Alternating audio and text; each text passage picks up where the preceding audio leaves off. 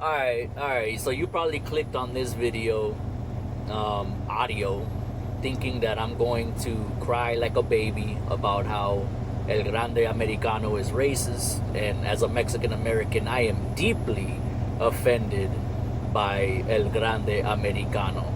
And I'm sorry to disappoint you, that's not the case. El Grande Americano is not racist, but the original presentation of El Grande Americano was mad disrespectful, diabolically disrespectful.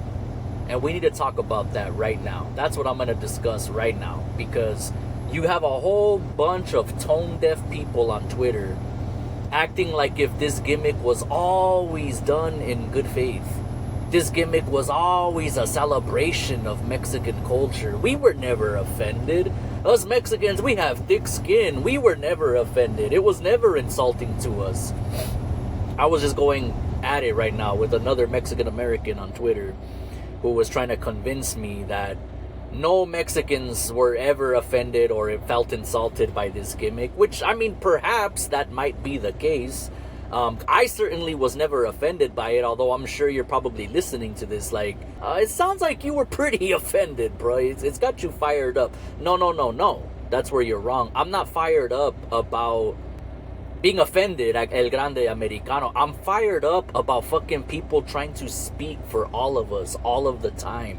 This toxic machista shit. Oh, we're Mexicans. We don't get offended. You know, we have thick skin, man. We don't ever get offended. We don't complain. We don't this, that. I'm tired of hearing that shit. Because that attitude is the reason that people get over on us all the time. That attitude is the reason Mexican Americans, despite being the largest representation of the Hispanic community, we have the least representation on television and in cinema, in movies. When is the last time you seen a Mexican American lead in a fucking Hollywood movie? Alright? And I'm not talking about the white or black actor that has a Mexican love interest, a Mexican woman as his love interest. I'm talking about a Mexican American man portrayed in a strong leading role, okay? Where we're the motherfucking heroes. Or we're the motherfucking, just purveyors of justice. We're the ones that save the fucking day. I never seen it. I seldom ever have seen it. And we are the largest minority group in this country. If you combine all Latinos, all Hispanics, we are the largest quote-unquote minority group in the United States of America, and we seem to have the least representation on TV. Why? Because of that fucking attitude. Oh, we're Mexican, we don't get offended. We're just chill, bro. We don't get offended. We don't get bothered by. We don't ever complain. That's the reason. Because of you, vatos. That's the reason that we are like irrelevant as fuck. Okay? Any way you slice it.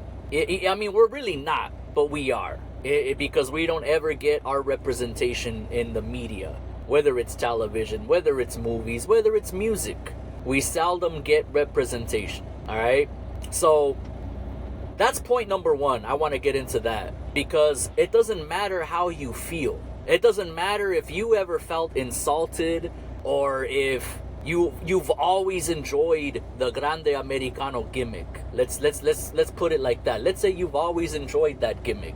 That's not the point. That is not the point. What Ludwig Kaiser is doing with El Grande Americano is something special. Because Ludwig Kaiser was supposed to be a replacement for one Chad Gable who got injured.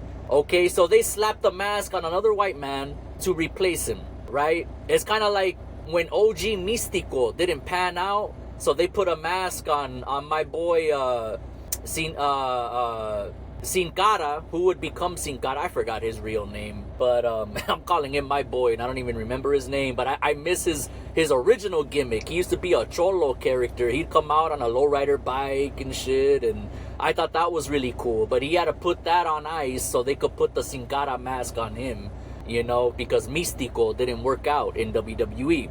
But mazel tov to Místico, because he's actually doing really, really good right now for himself in Consejo Mundial de Lucha Libre in CMLL, which you could see AEW partnering with today.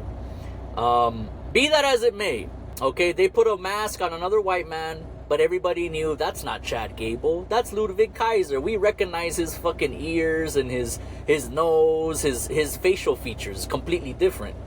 Now, the original Grande Americano was not in good faith. It was not done as a celebration of Mexican culture and of lucha libre. The original El Grande Americano is billed from the Gulf of America. He comes out to some corny ass mariachi stock Mexican stereotypical music and does this retarded ass looking dance, mocking Mexicans, mocking Mexican culture, okay, mocking lucha libre, and that was disrespectful any way you want to slice it. I'm not saying it was racist. I'm not saying I was offended by it even. All I'm saying is that was disrespectful. Regardless of how you felt about it or how you feel about it or whatever the fuck. I don't care.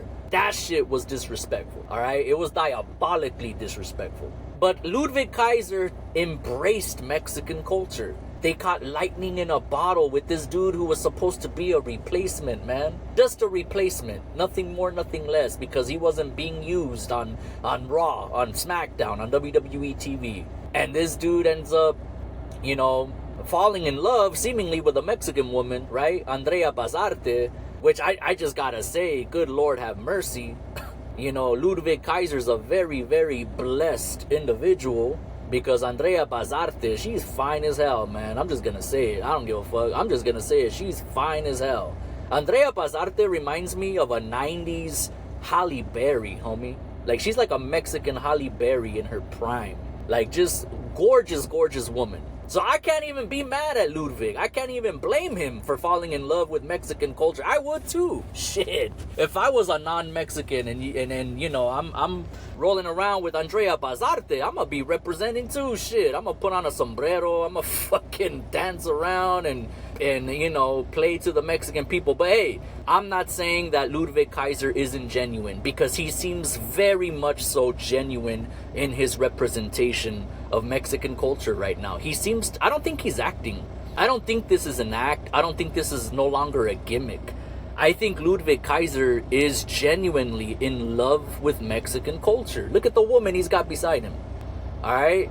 And never mind our women, our food, our drinks, our music, our festive spirits. Bro, if they could bottle Mexican energy and sell it in mass, it would dominate. Just like Mexican food dominates. It would dominate, bro. Our spirits are the most unique on the planet. Everything we do is with passion, love, and festive nature. Alright? Now, I just gotta say it, because if you're wondering why Ludwig Kaiser has fallen in love with Mexican culture, that's why. Alright? And it helps that he has one of the baddest women on the planet next to him, Andrea Bazarte. That might be going a little too far. I don't know if she's the baddest woman on the planet, but the point is, she's fine as hell, man. But listen, the original Grande Americano gimmick was disrespectful in its presentation, but that doesn't mean that we should be faulting Ludwig Kaiser or Chad Gable for that matter. I want to make that clear. Chad Gable should not be faulted for the Grande Americano thing. You know, I highly doubt he came up with that. Even if he did come up with it, I still wouldn't fault him. I wouldn't say, you know, I'm sure the story was different. It was never meant to be that Ludwig Kaiser would become the Hulk Hogan of Mexico, seemingly. But I know that the story was always going to be that El Grande Americano, Chad Gable's El Grande Americano, was going to get his comeuppance eventually, most likely to Rey Mysterio or even I know they're trying to push Dragon Lee. Maybe Dragon Lee or Penta would have gave him his comeuppance eventually and unmasked him. I'm sure that's where they were always going to go. All right, but that still does not mean that the original presentation of this character was not disrespectful. I don't care if it had a happy ending. I don't give a fuck. That doesn't make it less disrespectful. Alright? I just wanted to get that off my chest because you have too many people right now on Twitter, on social media, acting like if this was always a good faith deal. And, I don't know, man. It's just people just acting dumb as hell, bro. I'm sorry. I just can't get over it. I really can't. The Mexican people have truly embraced Ludwig Kaiser just as much as he has embraced Mexican culture.